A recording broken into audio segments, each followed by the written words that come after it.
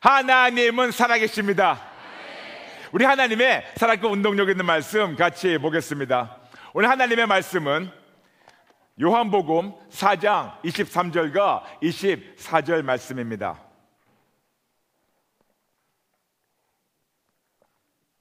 요한복음 4장 23절과 24절 말씀 찾으신 줄 알고 여러분 저와 함께 한 목소리로 같이 읽어 내려가겠습니다. 시작. 아버지께 참되게 예배하는 자들은 영과 진리로 예배할 때가 오나니 곧 이때라. 아버지께서는 자기에게 이렇게 예배할 자들을 찾으시느니라. 하나님은 영이시니 예배하는 자가 영과 진리로 예배할지니라. 아멘, 아멘, 아멘. 여러분 한 분 한 분을 예수님의 이름으로 환영합니다. 너무 잘 나오셨습니다. 너무나 감사하고 너무나 진심으로 환영합니다. 오늘 아침 우리가 또 함께 예배 드리며 하나님을 만나겠습니다. 먼저 여러분에게 세 가지 진리를 선포하겠습니다. 여러분 다 아시니까 마음껏 우리가 영혼을 깨워야 되니까 마음껏 세 번째 하늘까지 세계에 있는 모든 피조물들에게 우리의 믿음을 같이 선포하며 시작하겠습니다. 첫 번째, 하나님만 좋으십니다. 조금 더 강렬하게, 하나님만 좋으십니다. 하나님만 모든 것을 가능케 하십니다. 그 하나님만 신뢰하는 자에게도 모든 것이 가능케 됩니다. 아멘, 아멘, 아멘. 그 좋으신 하나님이신 예수님께서 오늘 본문을 통하여 우리에게 예배에 대해서 말씀을 하시고 있습니다. 오늘 여러분에게 참 예배라는 주제를 가지고 같이 말씀을 나누고 하나님이 어떻게 우리를 통해서 예배를 받기를 원하시는가, 여기로만 하는 것이 아니고 여기로, 그리고 예배자로 우리가 온전히 우뚝 서는 그런 예배를 함께 드리겠습니다. 우리는 교회를 다니며 신앙생활을 하면서 이런 세 가지 단어를 듣게 됩니다. 예배를 본다, 예배를 한다, 예배 드린다. 이 셋 중에 어떤 표현이 맞을까요? 예배를 본다, 예배한다, 예배 드린다. 성도님의 영적 수준과 그분들의 성장 과정에 따라서 다 정답입니다. 첫 번째, 예배 본다. 예배 본다는 초신자분들에게는 적합한 표현입니다. 이분들은 예배 본다고는 마치 어떤 운동 경기를 구경하는 것처럼 예배를 보는 겁니다. 어떤 공연을 구경하는 것처럼, 어떤 쇼를 관람하는 것처럼 아직 하나님에 대해서 잘 모르기 때문에 예배를 보는 겁니다. 하나님의 기쁜 뜻을 잘 모르기 때문에 그냥 교회 와서 예배를 보는 겁니다.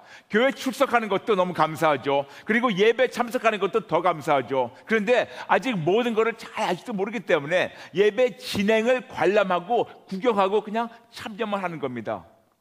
즉 초신자 입장에서는 예배의 대상자이신 하나님의 기쁜 뜻을 잘 모르기 때문에 같이 참여해서 그냥 예배 보는 거죠.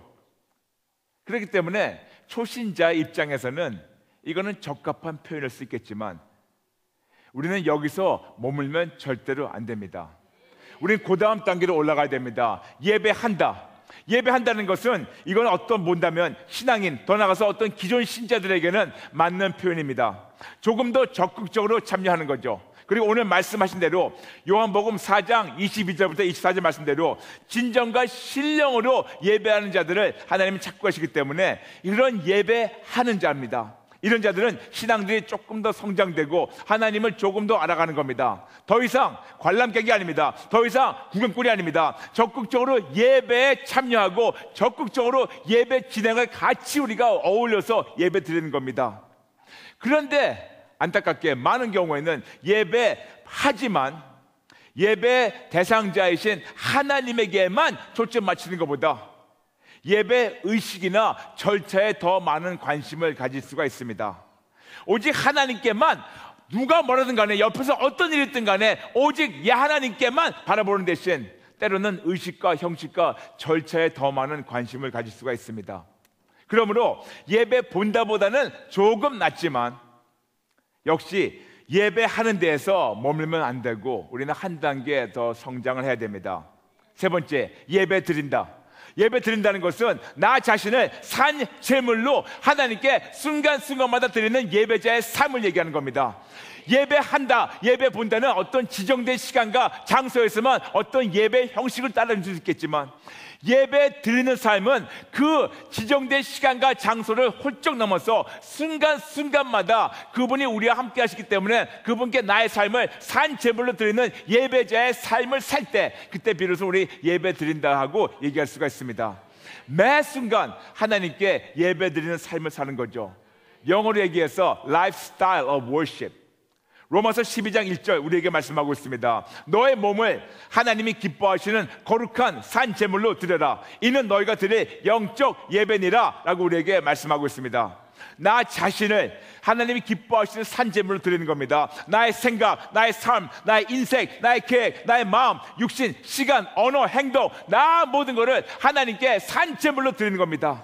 더 나아가서 나뿐만 아니고 나의 가정도, 나의 자녀도, 사업, 물질, 경험, 지식 모든 것을 다 하나님께 산제물로 다 바쳐드리고, 그리고 적극적 참여를 훌쩍 나가서 내가 그 산제물이 돼가지고 내가 그 재단에 올라가서 하나님께 드리는 겁니다. 이것이 예배 드리는 거. 그렇기 때문에 예배 드리는 것은 어떤 지정된 장소와 어떤 지정된 시간 더불어 순간순간마다 나 자신의 산제물이 돼서 하나님께 드리는 겁니다. 근데 왜 우리가 이런 우리 모습을, 우리 자신을 산제물로 하나님께 드리는 그 예배를 기뻐하실까요? 이유가 있습니다. 예수님이 벌써 본인을 우리를 위해서 산제물이 되셨기 때문에, 당연히 우리도 예수님이 벌써 하셨기 때문에 우리가 그렇게 반응하는 겁니다. 예수님이 그렇지 않고 나는 가만히 있고 너희가 네 자신 죽여라, 그거는 어떻게 본다면 참 말도 안 되죠. 근데 예수님은 우리에게 참 본보기 되셔가지고 먼저 본인 당신을 먼저 다 찢어가지고 산제물로 올려드려서 우리를 위해서 드렸기 때문에, 그분이 산제물이 되신 그 참 예배 드리는 자의 삶을 보이시기 때문에 그분이 우리의 본보기 되셔가지고 우리도 역시 그분이 하신 걸 따라서 우리 자신을 산제물로 순간순간마다 드리는 거, 벌써 그 사랑을 받았기 때문에 우리는 드릴 수 있는 거, 이것이 바로 예배 드리는 자의 삶입니다. 그럴 때 우리는 종교인을 훌쩍 뛰어넘은 신앙인이 되고, 신앙인을 훌쩍 더 뛰어넘는 하나님의 자녀가 되고, 하나님의 자녀를 훌쩍 뛰어넘는 예수 그리스도의 제자가 되고, 예수 그리스도를 진짜 더불어 그리스도의 군사가 돼가지고 삶으로 예수를 증거하는 그런 하나님의 자녀, 군사, 제자가 됩니다. 그래서 우리는 예배 보는 데에서, 예배하는 데에서 예배 드림으로 우리가 성장이 되어야 되고, 나 자신이 순간순간마다 제산제물로 하나님께 바쳐져서 나의 삶의 목적이 정확하게 오직 예수가 되어야 되고, 그리고 나의 삶의 목표가 예수쟁이 돼서 내가 산제물로 오직 예수님을 바라볼 때 내가 사는 삶을 주변 사람들이 보면서 내 삶으로 증거된 예수님을 그들도 믿고 그들도 예수님께 생명을 바치고 예수님 위해 살다가 천국 가게 되는 거, 이것이 바로 참 예배 목적. 내가 산제물 드려가지고 내가 하나님 만나니까 그 만난 하나님을 내 삶으로 증거하니까 다른 사람들도 그 똑같은 하나님을 만나가지고 그들도 똑같이 살다가 세계에 있는 73억 인구 모두가 구원 얻고 천국 가는 거, 이것이 참 예배의 목적입니다. 그러므로 어떻게 본다면 참 예배 목적도 역시 딱 4글자로 정리가 되죠. 오직 예수. 그렇습니다. 그렇다면 예배라는 것을 우리가 성서적으로 조금 더 알아봐야겠죠. 예배라는 단어를 영어로 보면 worship이라고 합니다. W-O-R-S-H-I-P, worship. 근데 그것은 고대 영어에서 나온 단어입니다. 고대 영어에서 worship, W-O-R-T-H-S-H-I-P. 무슨 말씀이냐? 어떤 가치를 인정하는 것이 예배입니다. 어떤 가치를 알고 그 가치를 인정하는 것이 예배입니다. 그렇다면 하나님께 예배드린다는 것은 하나님의 가치를 알고 하나님의 가치를 인정하고 하나님의 가치를 선포하는 것이 예배라고 성서적으로 우리는 알고 있습니다. 그렇다면 하나님의 가치를 우리가 어떻게 계산을 할까요? 물론 하나님의 가치는 절대로 계산이 안 되죠. 여러분, 하나님만 창조주 하나님이십니다. 하나님이 있어라 하니까 이 세계는 모든 것이 천지 만물이 창조가 됐습니다. 이 세계는 천지 만물 어떻게 다 값을 매길 수가 있습니까? 어떻게 다 값을 매기나요? 대한민국이 얼마인가요? 미국이 얼마인가요? 진짜 우리가 숨쉬고 있는 이 산소, 공기, 이것이 얼마인가요? 우리가 감히 이거를 천지 만물을 계산할 수가 없습니다. 근데 이 모든 걸 하나님 만드신 거, 하나님의 창조주 능력 계산이 안 됩니다. 더 나가서 우리 하나님만 전능하십니다. 하나님은 모든 걸 가능케 하십니다. 불가능을 가능케 하십니다. 초자연적 능력으로, 생명력으로 모든 것을 가능케 하십니다. 어떻게 그 하나님의 초자연적 불가능이 없는 전능하심을 값을 계산할 수가 있을까요?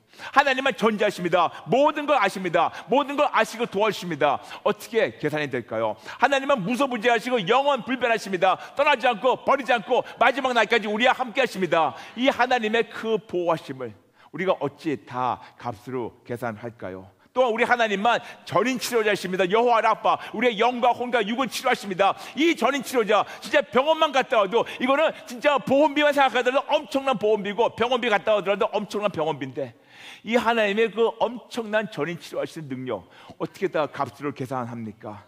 또 우리 하나님만 세상을 승리하셨습니다. 십자가에서 당신의 몸을 찢어가지고 승리하셨고, 그 승리가 오늘과 어제와 영원토록 계속해서 그 승리를 우리에게 부어주시는 거, 하나님의 그 승리 어떻게 계산됩니까? 하나님이 우리에게 구원을 주시고 구원을 누리게 하십니다. 우리는 벌써 배웠습니다. 구원, 구출, 자유, 치료, 온전, 승리, 건강, 안전, 보호, 치료, 이 모든 거 하나님이 계속 주시는 거를 어떻게 다 계산을 합니까? 더 나가서 하나님만 영생입니다. 하나님만 죽은 다음에 우리를 천국에 들어가서 영원한 행복을 거하게 하십니다. 어떻게 다 계산합니까? 그리고 이 모든 거를, 이 모든 하나님의 엄청난 거를 예수님께서 십자가에서 완성하셨고, 우리 위해서 죽으셨고, 우리에게 생명을 주시려고 부활하셨고, 그리고 우리를 데리러 오십니다. 이 엄청난 오직 예수님을 어떻게 다 값으로 계산합니까? 값이 계산이 안 돼요, 여러분.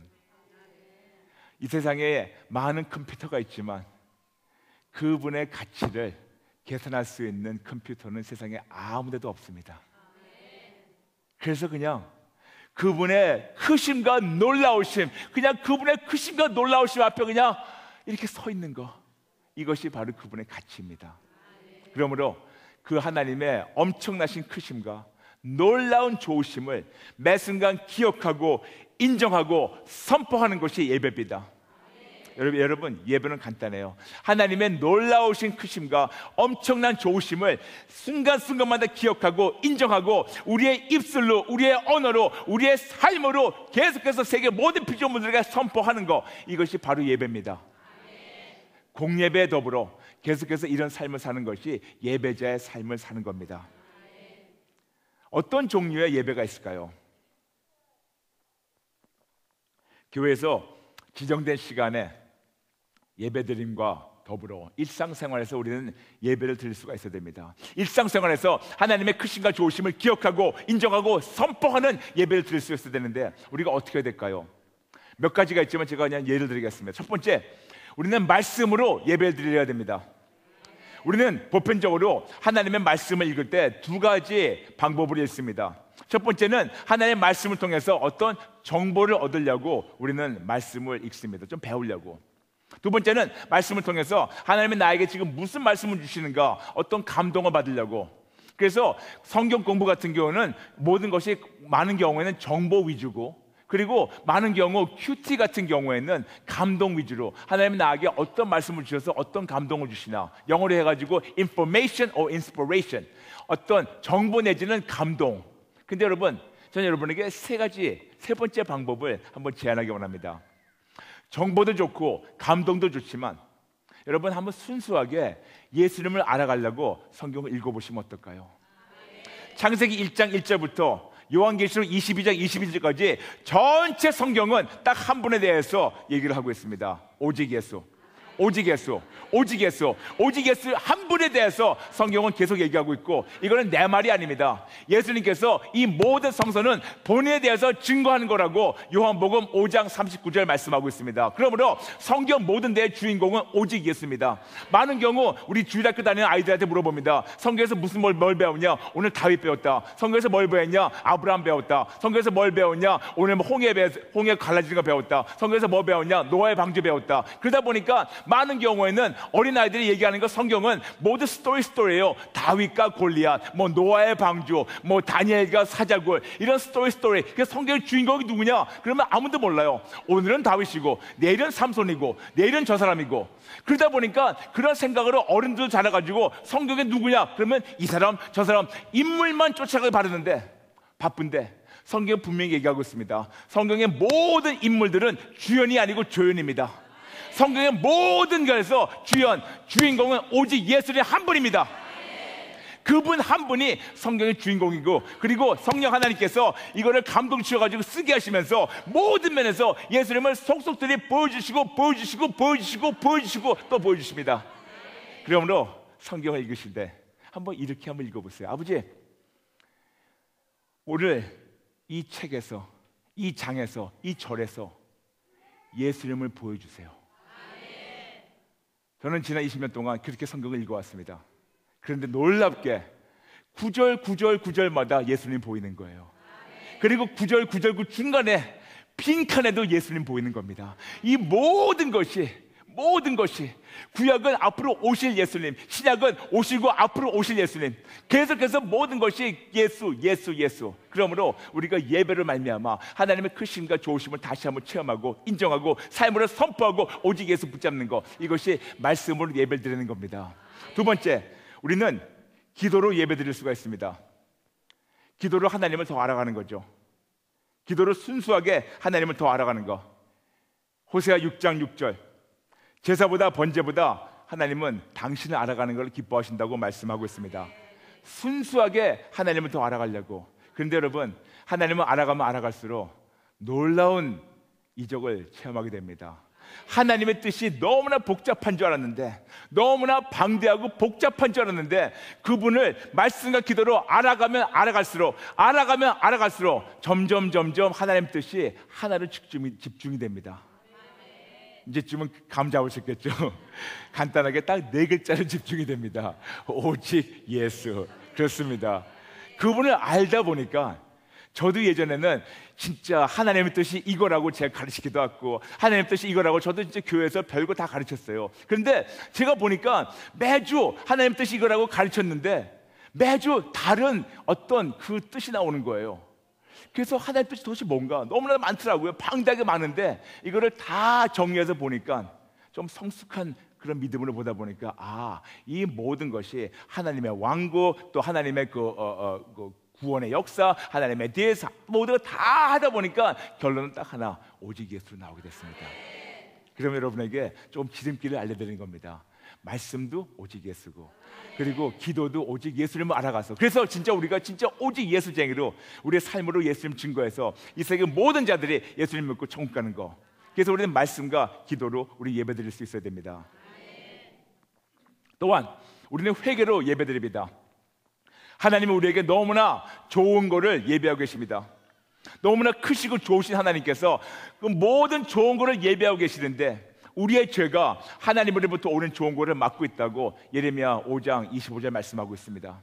그래서 그 좋은 거를 받으려면 아버지 주세요가 아닙니다. 진짜 믿음은 주세요보다 막힌 것이 뭡니까? 막힌 걸 알려주세요. 그러면 회개해서 막힌 거를 허물고 하나님과 회복이 되면 모든 좋은 것이 회복이 됩니다. 그래서 우리는 회개로 예배 드려야 됩니다.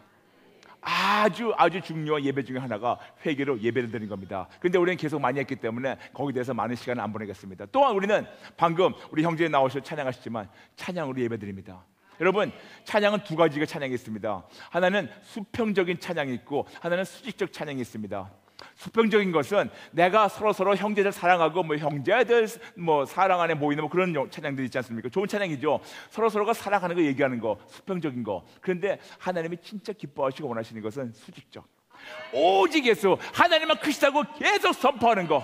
하나님만 크시다고 계속 선포할 때 하나님이 천사들 앞에서 이게 쭉 올라오십니다. 그래서 찬양으로도 하나님의 크심과 좋으심을 계속해서 인정하는 거 너무나 많지만, 이제부터 계속해서 본론으로 들어가겠습니다. 하나님은 지금 여러분에게 오늘 우리의 언어로 예배드리는 것을 집중적으로 말씀해 주시기 원하십니다. 시편 71편 8절, 잠시 찾아주시기 바랍니다. 시편 71편 8절.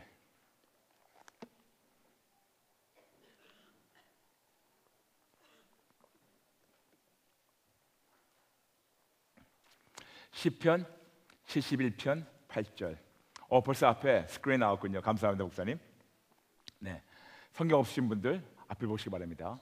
우리 한 목소리로 세 번 같이 읽겠습니다. 주를 찬송함과 주께 영광 돌림이 종일토록 내 입에 가득하리이다. 주를 찬송함과 주께 영광 돌림이 종일토록 내 입에 가득하리이다. 아멘. 주를 찬송함과 주께 영광 돌림이 종일토록 내 입에 가득하리이다. 아멘. 아멘. 하나님은 오늘 여러분에게 이 말씀을 통해서 어떻게 예배를 받기를 원하신다는 것을 우리에게 알려주시고 원하십니다. 우리에게 분명히 말씀하고 있습니다. 주를 찬송함과 주께 영광 돌림이 종일토록 내 입에 가득하리이다. 그런데 이거를 우리가 영어 성경을 보게 되고 원어 히브리어를 보게 되면 조금 더 엄청난 걸 발견하게 됩니다. 주의 빛나심과 훌륭함, 주의 아름다움과 주의 영광과 주의 명예를 내 입술에 가득하리이다 보다 내 입술로 선포하리이다. 이것이 올바른 표현이에요. 다시 말씀드려서 주의 찬송함과 주께 영광 돌림이 종일토록 내 입에 가득하리이다. 그건 맞는 표현이지만 조금 더 풍성한 표현은 주를 찬송함과 주께 영광 돌리고 주의 빛나심과 주의 훌륭함과 주의 아름다움과 주의 영광과 주의 명예를 내가 인정하고 종일토록 내 입술로 선포하리이다. 이것이 우리의 진짜 고백이 되어야 됩니다. 근데 여러분 말씀드렸죠. 예배가 뭐라고? 예배는 하나님의 크심과 좋으심을 우리가 인정하고 그리고 그걸 기억하고 우리가 선포하는 것을 말씀드렸죠. 바로 여기서 말씀하고 있습니다. 이것이 하나님이 기뻐하신 예배라고. 종일토록 우리가 무슨 말을 하겠냐? 종일토록 우리 입술에 어떤 말을 담겠냐? 종일토록 이 세계는 모든 빛으로 누게 우리가 어찌 입술로 언어로 어떤 말을 선포하겠냐? 하나님의 크심과 좋으심과 놀라우심과 아름다움과 훌륭함과 그분의 명예와 그분의 모든 것을 종일토록 선포하는 것, 이것이 하나님이 기뻐하신 예배고, 그런 자들이 삶으로 예배드리는 자, 이런 자들이 참으로 하나님이 원하시는 예배자, 그 예배자들을 찾고 계십니다. 그럼 우리가 어떤 방법으로 종일토록 내 입술로 주의 크심과 놀라운 아름다우신가, 명예와 아름다움과 영광과 빛남과 훌륭함과 좋으심, 이 엄청난 것을 어떻게 내 입술로 매 순간 우리가 선포해야 될까요? 첫 번째, 간증을 통해서 할 수 있습니다. 여러분, 우리가 간증하는 이유는 내가 이만큼 믿음이 좋았다, 절대로 아닙니다. 절대로 내 자랑하는 것이 아니고 하나님 자랑하는 겁니다. 성경에서 분명히 말씀하고 있습니다. 사람 자랑하지 말라고. 여러분, 저나 여러분이나 똑같은 처지입니다. 다 우리 죄인이에요. 그래서 사람 자랑할 필요도 없습니다. 분명히 성경에서는 사람을 자랑하지 말라고 말씀하고 있기 때문에 사람을 자랑하는 대신 하나님의 크심, 하나님의 좋으심을 마음껏 자랑하는 겁니다. 하나님이 나를 이렇게 만나주셨다. 그 뒤에 나는 자꾸만 십자가 뒤를 감추고 하나님의 좋으심을 자꾸만 늘어나는 겁니다. 나는 진짜 만날 아무런 자격도 없었었고 내가 지금 그런 은혜 받을 자격 아무것도 없지만 하나님이 나를 이토록 사랑하사 나를 이렇게 만나주시고 회복시키시는 그 하나님의 좋으심, 하나님의 크심, 하나님의 놀라우심, 그분의 자비, 그분의 은혜, 그분의 진짜 구원의 역사를 계속해서 우리가 자랑하는 겁니다. 근데 그거를 절대로 가공하든가 만들지 마세요. 덧붙이지 마세요. 그렇다고 빼지도 마세요. 그냥 우리가 증인이라면 목격한 그대로, 체험한 그대로, 더도 아니고 덜도 아니고 그냥 선포하는 겁니다. 근데 놀라운 것은 때를 얻던 때를 못 얻던 하는 겁니다. 여러분, 제가 궁금하지 않으세요? 제가 왜 여러분 만날 때마다 제가 1994년 6월 17일 예수를 만났다고 얘기하는가? 이유가 있어요. 저를 위해 사는 겁니다. 제가 그날을 잊어버릴 수가 있으니까. 제가 그날을 잊어버릴 수가 있으니까. 그러다 보니까 이 세계에 있는 많은 자들이, 얼마 전에 제가 멕시코에 집회했는데 거기서 3일 동안, 3박 4일 동안 계속해서 선교사님들하고 또 현지 목회자분들하고 집회를 하고 왔는데, 하도 제가 1994년 6월 17일 얘기하다 보니까 멕시코의 현지인들이 나중에 가지고 여러분 제가 예수를 만난다, 그러니까 뒤에서 1994년 6월 17일 먼저 얘기해요. 근데 제가 그거를 어디서 배운지 아세요? 사도 바울로부터 배웠어요. 사도 바울 보니까 사도행전에도 다른 데에도 사람들 만날 때마다 내가 다메섹 가고 있었는데 어떤 빛이 나타나가지고 예수님 날 만났다고, 이 사람들이 어떤 때를 못 얻던, 듣고 싶지 않던 계속해서 내가 만난 예수님을 증거했습니다. 거기서 저는 알았어요. 우리 많은 경우는 간증하려면 좀 주춤합니다. 아유, 내가 옛날에 했는데 이 사람이 이거밖에 없냐? 좀 다른 레퍼토리 없나? 그런 말 들을까봐 우리는 좀 주춤하는데 상관없어요. 내 자랑한다면 다른 레퍼토리가 나와야 됩니다. 근데 내 자랑이 아니고 하나님 자랑할 때는 하루에 10번 똑같은 걸 해도, 물론 눈치 있게 해야 되지만 하루에 10번 똑같은 거를 눈치 있게 하더라도 하나님만 영광되는 겁니다. 하나님께 영광 돌리는 간증하는 겁니다. 제가 1994년 언제 예수님 만났다고요? 땡큐, 감사합니다. 예수님 만났습니다. 만난 다음에 한 3개월 됐었을 때 교회에 있는 어떤 집사님이 저하고 저희 아내를 소개시켜줬습니다. 저는 첫 번째 저희 아내를 보고 내 스타일 아니라고 안 만나겠다고, 저희 아내는 저를 첫 번째 보고 자기 스타일 아니라고 안 만나겠다고. 그래서 둘이 굉장히 튕겼어요. 노총각 주제에. 근데 튕겼는데 성령님께서 계속 믿으셔가지고, 그리고 그 중간에 그 집사님께서 마치 중매쟁이처럼 전화하셔서 거짓말하셨어요. 저희 아내 전화해가지고 암암하게 우리 그 브라이언 형제님이 자매님 너무 마음에 들어한다고. 그 저한테 전화해가지고 브라이언, 그 자매가 너 너무 마음에 들어한다고. 그래서 할 수 없이 그냥 한 불쌍한 영혼 살린다 해가지고 서로 만나게 됐습니다. 그래서 만나서 이제 커피숍에서 만났습니다. 근데 저는 나가기 싫었기 때문에, 만나기 싫었기 때문에 그냥 그 집사님의 부탁에 제가 그냥 끌려 나간 거죠. 근데 전 나가기 싫어가지고 그냥 앉자마자 안녕하세요. 그리고 첫 번째 얘기한 게 제가 예수님 어떻게 만나는 들어보실래요? 저는 그냥 간증만 하고 시간 때우려고 그랬는데, 저는 한 2시간 동안 제가 예수님 만난 그 간증이 한 2시간 정도 됩니다. 아주 극적인 스토리예요. 그걸 쭉 간증을 하는데 앞에 제가 앉아있던 여자, 제 아내죠. 저 첫 번째 볼 때는 뭐 안녕하세요 별 상관없죠 하다가 갑자기 한 2시간 정도 지나갔는데 눈이 반짝반짝해지는 거예요. 저한테 쭉 빨려 들어오더라고요. 그래가지고 어쨌든 그 계기를 말미암아 둘이서 2년 동안 조금 사귀게 됐습니다. 드디어 2년 후에 저희가 서로 감정이 있었지만 이제 우리가 결혼하자. 그래서 서로 이제 청혼을 하고 둘이 막 하나님께 기도해가지고 확인받고 둘이 마음을 정했는데, 이제는 문제는 뭐냐? 저희 장인 장모님이었어요. 장인 장모님이 굳고 반대하는 거예요. 제가 누군지도 모르고 갑자기 어떤 남자가 와가지고 우리 귀한 딸한테 청혼한 거 진짜 말이 안 된다. 저희 아내가 계속 설득했는데도 절대로 그 남자한테 너 못 보내겠다. 저는 저희 집에 와가지고 어머니한테 저희 아내를 소개시키고 벌써 어머니 허락받았고, 그 다음에 이제 장인 장모님한테 내려가가지고 제가 이제 설득시키게 되는데 이분 두 분은 끝까지 나를 안 만나겠대요. 걱정하지 말라고. 그래서 날 잡았습니다. 기도하고 날 잡았습니다. 그래서 엄청난 큰 꽃다발 갖고 양복 깨끗이 입고 이제 갔습니다. 가가지고 띵동 울려 가지고 그 문 열자마자 장모님한테 꽃다발 딱 드리니까 나 안 받습니다. 난 당신 누군지 모르니까 안 받습니다. 상관없어요. 그때 좀 얼굴 두꺼워야 돼요. 그래서 문 열고 들어가지고 두 분께 꽃을 얻고 두 분 그 소파에 앉게 하시고 큰 절을 드렸습니다. 아버님 어머니 인사합니다. 그러니까 어머니가 딱 등을 돌리시더니 당신 누군지 모르니까 가세요. 상관없습니다. 딱 앉아가지고 아버님 어머님, 제가 예수님 어떻게 만나나 들어보실래요? 2시간 동안 앉아서 간증을 했어요. 그런데 2시간 만에 두 분 눈이 쫙 풀어지는 거예요. 그러면서 인사드리고 짧게 깨끗하게 깔끔하게 나왔습니다. 그리고 저희 아내도 이제 조심스럽게 그날 밤에 나왔기 때문에 조심스럽게 이제 그 다음날 아침 이제 장인한테 물어봤대요. 장인어른한테 아빠 그 브라이언 사람 어때? 그러니까 장인어른이 너무 좋아가지고 허락했어요. 그리고 문제는 저희 장모님이었습니다. 장모님한테 엄마 어제 그 브라이언 그 사람 어때?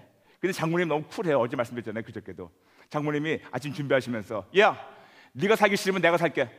네가 싫으면 내가 결혼할게. 한 번 간증으로 여자 한 명과 한 가정이 다 돌아왔어요. 할렐루야.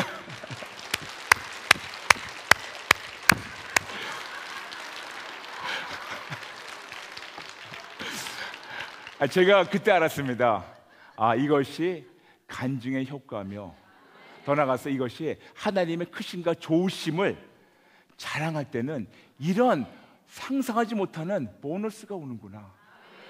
그래서 그때부터 알았습니다. 세상을 지금 다니면서 지난 20년 동안 제가 예수님 만난 거를 제가 진짜 몇천 번 이상은 간증한 것 같아요. 근데 그럴 때마다 두 가지 이유가 있었습니다. 첫 번째, 제가 살아나요. 마치 제가 오늘 아침 그 예수님을 만난 것처럼 제 안에서 제 영이 살아나요. 그 기억이 되면서 너무 기뻐지고, 그렇지, 그 하나님, 내가 어떤 상황에도 내가 죽어야 마땅한 나를 살려주신 하나님, 내 입술로 하나님의 크심과 좋으심을 내가 계속 선포하다 보니까 내가 살아나요. 그런데 내가 살아나는 이유가 있더라고요. 두 번째 이유, 아버지 하나님이 기뻐하시더라고요. 아버지가 기뻐하시니까 나를 살려주세요. 하나님께 기쁨을 들으니까 하나님 살려주세요. 그래서 그때부터 알았습니다. 내 입술로 종일토록 어떤 때를 못 얻던 하나님의 크심과 좋으심을 간증으로 내가 예배드린다. 더 나가서 진짜 우리가 전도하는 것도 마찬가지입니다. 전도하는 것도 예수 믿어봐, 복 나온대, 그게 아니고 내가 만난 예수님을 그들에게 얘기하면 그들이 그냥 빨려 들어오게 돼 있습니다. 그것도 전도입니다. 그리고 더 나가서 하나님께서 감동 주셨습니다. 사역도 다른 것이 아니에요. 여러분, 지난 주일부터 오늘까지 계속 지금 여러분 말씀 쭉 들으신 분들, 올해 3월 달에 말씀 들으신 분들, 작년 10월 달에 말씀 들으신 분들, 모든 설교를 다 통틀어 가지고 그냥 간단하게 딱 4글자로 이것이 다 정리가 되지 않습니까? 제가 물론 다른 성경 구절, 다른 설교 주제, 다른 방법으로 설교를 하고 성경도 가르치고 간증도 했지만 결국 결론은 딱 하나지 않습니까? 오직 예수. 그러다 보니까 여러분이 다 듣고 난 다음에 남들한테 우리 요번에 우리 교회에서 집회했었어. 누구야? 아니 브라이언 목사라는 사람이 왔는데 무슨 얘기했어? 몰라, 기억도 안 나는데 그냥 예수 얘기만 했어. 그러면 저는 성공한 겁니다. 이것이 하나님께서 계속해서 저를 통해서 사역도 설교도 내가 만난 예수님을 그대로 전가하라고, 이것이 바로 우리의 언어로 예배를 드리는 겁니다. 환경이 어떻든 환경을 통치하시는 하나님의 크심과 좋으심을 계속해서 기억하고 인정하고 내 삶으로 입술로 계속 선포하는 거, 현실이 어떻든 현실보다 더 큰 하나님, 그 모든 하나님을 좋으심을 우리가 입술로 선포하는 거, 내 언어로 선포하는 거, 이해가 되든 이해가 안 되든 기분이 어떻든 어려우면 어려울수록 그분의 좋으심을 선포하는 거, 이것이 내 일상생활로 예배드리는 자의 삶을 하나님이 이렇게 살라고 가르쳐 주셨습니다. 때와 장소를 가리지 않고 어떤 때를 못 얻든 계속해서 지금도 하고 있고 앞으로도 하나님이 허락하신 동안 그렇게 할 겁니다. 그런데 여기서 알게 됐었습니다. 왜 하나님께서 이렇게 제가 입술로 하나님의 크심과 좋으심을 자랑하고 선포하는 것을 기뻐하시는가 제가 알게 됐었어요. 이것이 오늘 본문 말씀입니다. 요한복음 4장 23절 다시 한번 보겠습니다.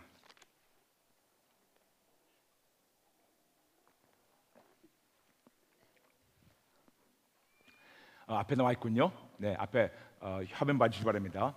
함께 읽겠습니다. 아버지께 잠되게 예배하는 자들은 영과 진리로 예배할 때가 오나니 곧 이때라. 아버지께서는 자기에게 이렇게 예배할 자들을 찾으시느라. 이거였었어요. 하나님이 찾고 오신다는 거예요. 여러분, 이건 놀라운 진리입니다. 하나님이 그냥 예배하라, 그거 아니에요. 하나님이 이렇게 하라고 하시면서 이렇게 예배한 자들 지금 찾고 오신다는 거예요. 그러니까 이렇게 언어로서 계속해서 종일토록 하나님의 크심과 좋으심을, 진짜 그 가치를, 크심과 아름다우심과 놀라우심과 그 명예를 계속해서 선포하고 인정하니까 하나님이 그런 자를 찾으시다가 저하고 딱 코드가 맞으니까 저를 기뻐하시면서 그때부터 놀라운 축복과 놀라운 능력이 저에게 부어지기 시작했습니다. 여러분, 우리는 많은 경우 라디오를 들을 때, 차에서 라디오 들을 때 계속 다이얼을 돌리죠.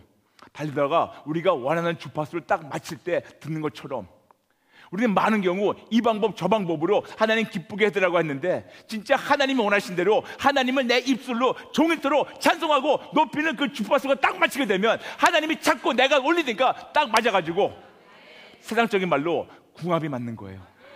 그럼 하나님께서 그런 자들을 찾으시기 때문에 그런 자들에게 놀라운 하나님의 능력과 놀라운 은혜를 부으셔가지고 오직 예수님만 증거하도록 계속해서 도와주시는 거, 이거를 제가 알게 됐었습니다. 역대하 16장 9절도 똑같은 말씀이죠. 하나님의 눈은 세상을 두루 살피사 하나님께 전심을 향한 자를 찾고 계셔서 그들에게 능력을 베푸신 자라고 말씀하고 있습니다. 똑같은 말씀입니다. 역대하 16장 9절과 요한복음 4장 23절 똑같은 말씀입니다. 하나님이 지금 그들을 찾고 계세요. 그들을 찾고 계십니다. 우리의 입술로 모든 걸 전심을 향해가지고 하나님께 예배하는 자들, 내 삶을 들여가지고 예배를 드리는 자들을 하나님 찾고 계신다는 거죠. 그러다 보니 저는 1994년 언제 만났다고요? 감사합니다. 예수를 만난 이후 그 다음부터 계속해서 하나님으로 말미암아 어떤 때를 못 얻던 사역은 물론이지만 제 개인 삶에서도 하나님의 크심을 증거하기 시작했습니다. 그러던 와중 하나님께서 저에게 이런 감동을 주셨습니다.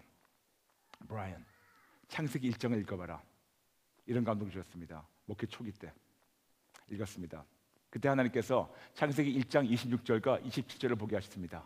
브라이언, 너는 나의 형상을 따라 모양대로 지음받았다. 나의 형상대로 지음받았다. 그래가지고 오랫동안 묵상하게 하셨습니다. 도대체 우리가 하나님의 형상을 따라 모양대로 지음받은 것이 무슨 말씀인가? 하나님이 키가 큰가? 작은가? 머리가 노란색인가? 눈이 파란색인가? 도대체 무슨 형상을 따라 모양대로인가? 근데 하나님은 영이십니다. 요한복음 4장 24절. 그분은 육체가 없으신, 예수님은 육신에 나타나셨지만 하나님은 영이시기 때문에 육신이 없으시기 때문에 그분은 우리의 어떤 육체 모양이 아니고 그분은 영이시고 우리는 그 영적 존재로 만들어진 창세기 2장 7절 영적 존재로 만들어진 존재들이기 때문에 우리는 그분의 영의 형상을 따라 모양대로 지음받았습니다. 그렇다면 영이신 하나님께서 전지하신, 전능하신, 무소부지하신, 영원불변하신 이 엄청나신 하나님께서 이 천지를 어떻게 창조하셨습니까? 손이 있어가지고 아니고 말씀으로 있어라 하니까, 즉 하나님의 입술에 엄청난 권세가 있다는 걸 알려주기 시작했습니다. 그러면서 하나님께서 네 혀 조심해라. 그때부터 하나님께서 내가 너에게 나의 모든 입술의 권세는 아니지만 내 입술의 권세의 일부를 너에게 부어줬으니 네 말 조심하라고. 나만이 아니고 이 세계에 있는 모든 인간들, 모든 사람들이라면, 짐승이 아닌 사람들이라면 하나님의 형상을 따라 모양대로 지음받았기 때문에 모두 다 하나님의 전부는 아니지만 일부의 입술의 권세를 갖고 태어났습니다. 그래서 그 입술을 조심해 사용하라고, 혀를 조심하라고 야고보서 계속 나온 것처럼 조심하라고 그러면서 계속해서 하나님께서 감동 주셨던 것이 잠언 18장 20절부터 21절 말씀. 우리가 우리의 입술의 열매를 배를 채우고 우리의 입술에 생과 사가 달려있다. 말 조심하라. 네가 입술에서 무슨 말을 하든가 이것이 열매로 돌아온다. 근데 열매로 돌아온다는 걸 제가 알게 됐었습니다. 왜냐? 내가 입술에서 뭘 고백한 것이 민수기 14장 28절 하나님의 귀에 들린 대로 하나님이 하시니까. 그래서 내가 하나님께 하나님 없이 못 살겠습니다. 하나님만 크시고 하나님만 좋으십니다. 종일토록 세상을 다니면서 하나님의 크심, 하나님의 놀라우심, 하나님의 좋으심, 하나님의 엄청나심을 제 삶으로 선포하겠습니다. 하나님께서 그래? 귀에 들리니까 저한테 환경을 열어주셔가지고 지금 세계를 다니면서 하나님을 선포하고 있습니다. 그래서 진짜 이거를 깨닫고 나서 제 입에 모든 버릇이 다 바뀌어버렸어요. 제가 예수님 만나기 전에 저 36년 동안 불교 신자였다고 말씀드렸지 않습니까? 예수님 만나기 전에 참으로 제가 더러운 인간이었어요. 그냥 쉽게 얘기해서 더러운 인간이지만 더러운 놈이었습니다. 제가 보더라도 저 같은 놈 안 사귀어요. 교만에 가득 차 있었었고, 그리고 어찌나 제가 성격이 난폭했는지 제가 두 마디 중 하나는 꼭 욕지거리가 나오고 금방 제가 뭐 성격이 안 맞으면 주먹이 튀어나오는 그런 더러운 놈이었습니다. 근데 제 입술에 이 버릇 버리기가 힘들더라고요. 근데 하나님께서 저를 만나주시고 베드로전서 1장 15절 16절 말씀대로 내가 거룩한 너도 거룩하라. 진짜 내가 거룩해져야 되는데 첫 번째 하나님께서 저를 거룩을 요구하신 것이 제 입술이었습니다. 입술을 성화롭게, 혀를 성화롭게 그러면서 계속해서 감동 주셨던 것이, 알려주셨던 것이 잠언 18장 6절과 7절 말씀이었습니다. 그것은 미르는 자의 입은 매를 자청하고 멸망을 갖고 온다고. 브라이언, 네가 네 입으로 오도방정 떠는 것이 너에게 멸망이 된다. 네가 네 입술로 오두방정 떠는 것이 너의 결과가 돼가지고 그 열매를 네가 먹게 되니 네가 그걸 가지고 멸망하고 묶여버린다. 그때부터 제 입술이 확 바뀌었어요. 제가 3월 달에 와서 여러분에게 말씀드린 것 있죠. 왜 한국 분들만 유독 어떤 일이 힘들 때는 배고파 끝나면 되는데 왜 배고파 죽겠다, 일이 좀 안 되면 미치겠다, 돌아버리겠다, 환장하겠다, 뚜껑 열린다, 이런 말 자주 하지 않습니까? 이것이 자기 자신을 저주하는 거라고 하지 말라고 여러분에게 3월 달에 말씀드렸죠. 여러분 하지 마세요. 그 입에서 나온 것이 우리 말한 것이 이것이 땅에 떨어져 가지고 씨앗이 돼서 땅에 떨어져 가지고 이것이 뿌리 내리고 새싹이 올라오고 열매가 돼 가지고 내가 한 것이 나에게 돌아오게 됩니다.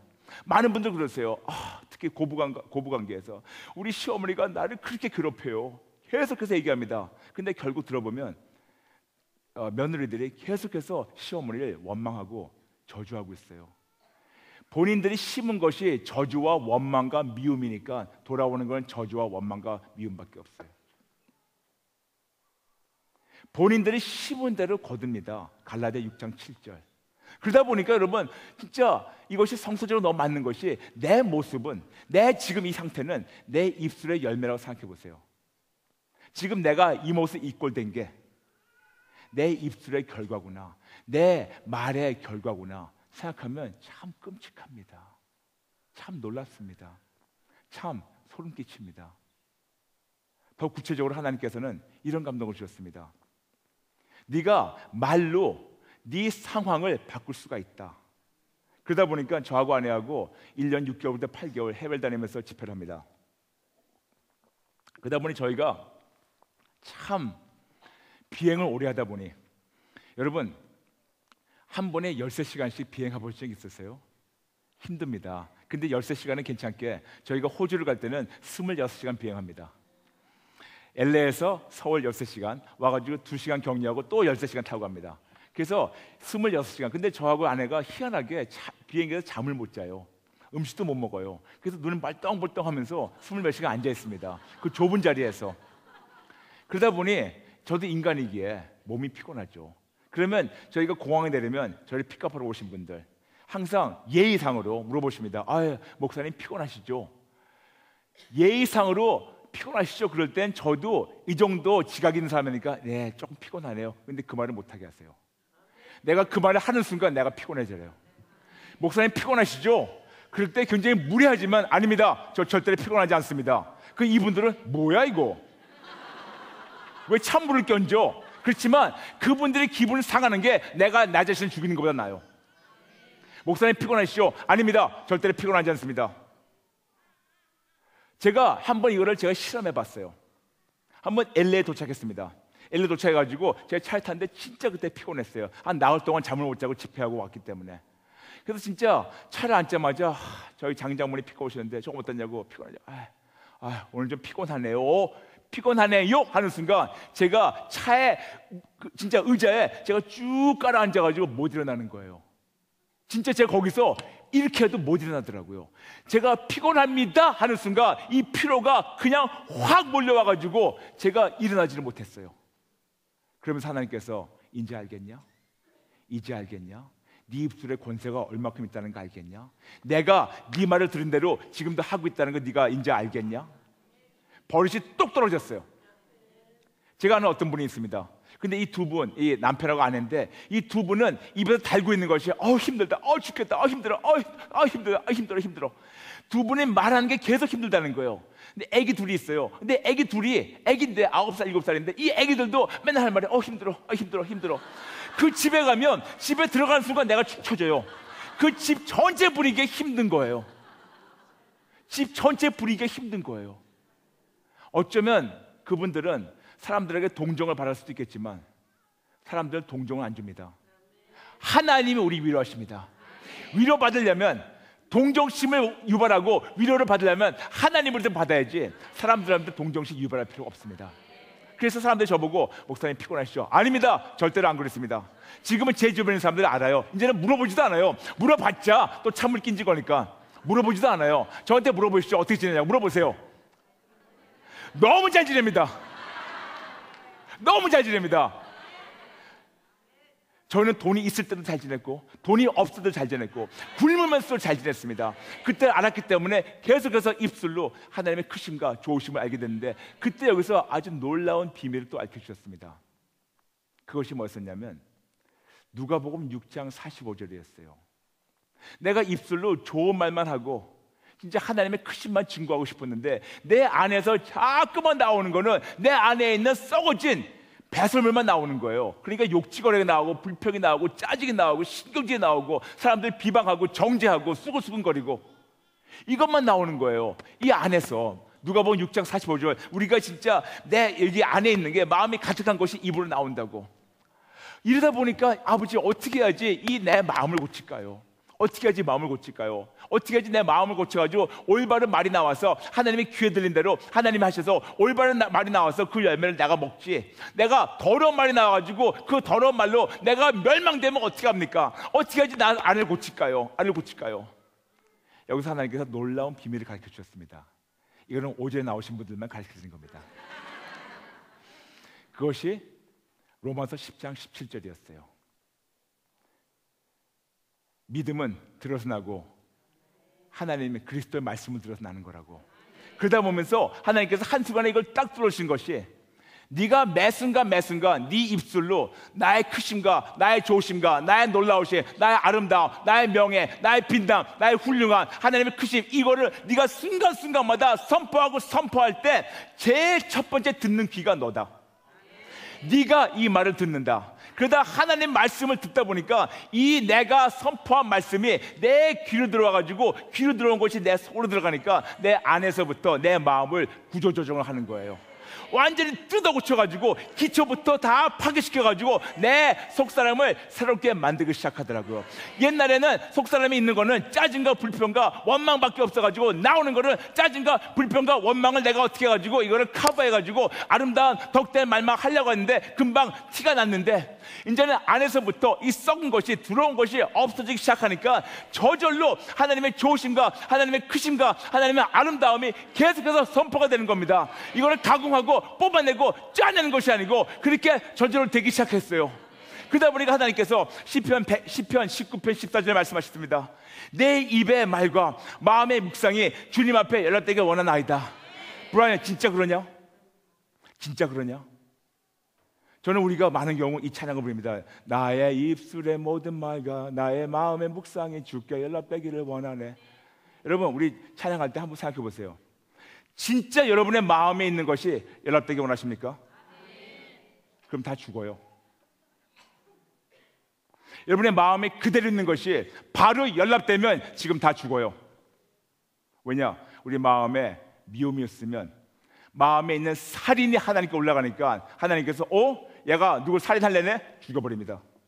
진짜 마음의 묵상과 마음의 입의 말과 마음의 묵상 진짜 연락되기 원하십니까? 여러분, 진짜 이건 심각한 거예요. 진짜 연락되기 원하십니까? 여러분, 한번 심각하게 생각해 보세요. 지금 내 마음이 뭘 담고 있나? 시기, 질투, 미움, 증오, 이게 연락되면 하나님이 어이구 예쁘다 하시겠어요? 아니면 죽이시겠습니까? 이건 굉장히 무서운 말씀이에요. 감히 이 고백을 하기 전에 우리가 먼저 해야 되는 것은 안에 마음이 청소가 되어야 됩니다. 청소되지 않으면 연락되긴 되는데 쓰레기가 연락돼가지고 독이 올라가서 거꾸로 우리에게 독이 내려옵니다. 여러분, 우리는 사극에서 나오죠. 왕한테 잘못 얘기하면 내려오는 것은 칭찬이 아니고 사약이 내려옵니다. 내 마음에 독을 왕한테 올리면 내려오는 것은 사약밖에 없습니다. 사약 받아서 직살 받기 전에, 제가 좀 과격한 표현이지만 직살 나기 전에 우리의 마음을 청소해야 됩니다. 이것이 바로 내가 입술로 종일토록 하나님의 좋으심과 크심을 종일토록 내가 인정하고 선포하는 거예요. 매 순간 때를 얻든 때를 못 얻든 대상자가 누구냐? 내 귀예요. 제일 첫 번째 대상자가 내 귀예요. 내가 그걸 듣는 겁니다. 내가 듣고 내가 또 듣고, 그렇지, 내가 들으니까 이것이 믿음이 돼가지고 내 안에서부터 고치기 시작하니까, 여기서 고침 받으니까 그때 저절로 아름다운 열매, 아름다운 말, 덕되는 말, 하나님께 영광 돌리는 말, 하나님만 계속해서 찬양하는 말씀이 나오게 될 때, 그때 비로소 우리는 이런 언어로 예배드린 자의 삶을 살게 됩니다. 이제는 여러분의 선택입니다. 여러분이 앞으로 어떻게 하실까? 이거는 여러분의 선택입니다. 그러나 저는 여러분에게 분명히 말씀드렸습니다. 우리 하나님은 이런 자들을 찾고 계신다고. 여러분, 부탁입니다. 부탁입니다. 저도 여러분 앞에 나와서 참으로 좋은 말만 하고 싶어요. 참으로 아름다운 말만, 그리고 여러분 재밌게 해드리고 할렐루야 해드리고 부드러운 말만 하고 제 인기 관리 좀 하고, 그러고 싶은데 우리가 그냥 그렇게 안일하게 안주하게 살다가 우리가 천국을 놓치면 어떡합니까, 여러분? 그렇죠? 네. 그래서 여러분 부탁입니다. 부탁입니다. 우리가 첫 번째 우리가 참 바꿔야 되는 것이 우리의 입술이에요. 우리 언어예요.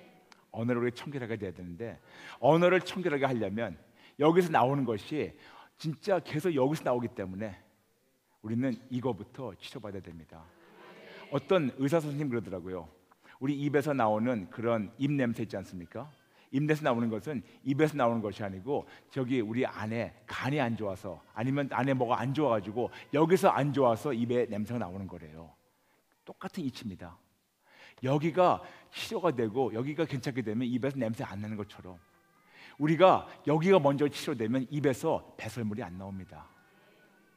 우리가 이제껏 입에서 배설물 냄새 나게 그런 말을 하셨더라도 오늘부터 그거를 바꾸셔서 의도적으로, 여러분 몸을 쳐서까지 혀를 붙잡아까지라도 의도적으로 이거를 여러분 진짜 하나님의 크심과 하나님의 좋으심을 한번 계속 인정해 보세요. 선포해 보세요. 선포하십시오. 선포하십시오. 선포하십시오. 선포하십시오. 선포하십시오.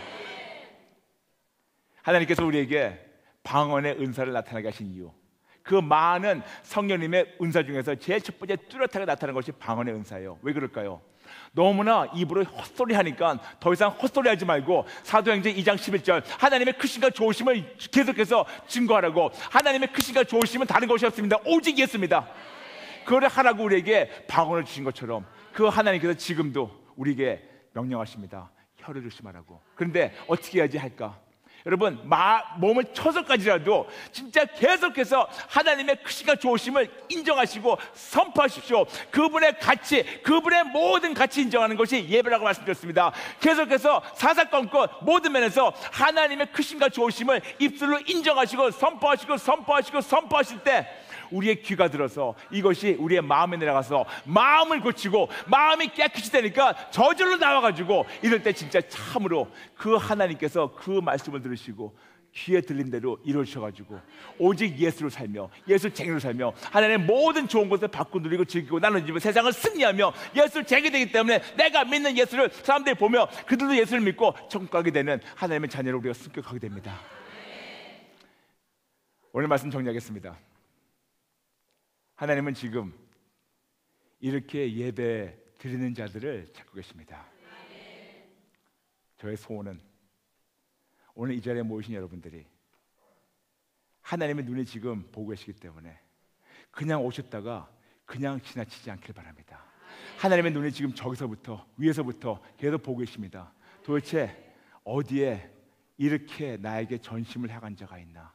어디에 이렇게 나한테 예배드린 자가 있나 찾고 계십니다.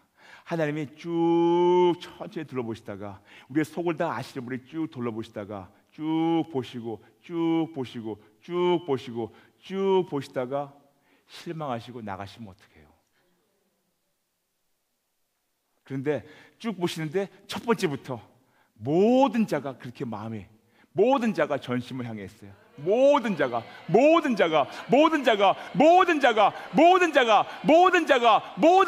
그럴 때 하나님은 얼마큼 기뻐하시겠습니까? 그 같은 기쁨에 동참하는 여러분 되시기를 예수님의 이름으로 축복합니다. 지금부터 이스라엘에 대해서 말씀드리겠습니다. 저와 함께 여러분 다시 예수님께 우리 생명을 바치는 기도하겠습니다. 그리고 어차피 오전 예배는 기도 중심이니까 우리 모두 같이 하나님 앞에 무릎 꿇고 그동안 내가 내 입술로 하나님의 크심을 인정하지 못한 거, 하나님의 좋으심을 내가 종일토록 내가 선포하지 못한 거 회개하고, 더 나아가서 내가 내 입술로 나 자신을 저주했고 묶었고 부정적인 말로 진짜 해가지고 내가 지금 이 모습 이 꼴이, 내 가정이, 내 자녀가 내 입술의 열매라고 생각하시면 이건 끔찍합니다. 그런데 놀라운 것은 내가 어떻게 망쳐놨더라도 지금 회개하면 하나님은 용서해 주시고 아름다운 모습으로 회복시키시는 분이십니다. 그러므로 우리가 그동안 잘못 혀를 사용했던 거 회개하며 용서를 구하며 하나님께서 인도하신 대로 개인적 기도하시며 여러분 점 식사하시면 감사하겠습니다. 모두 잠시 눈을 감아주시기 바랍니다.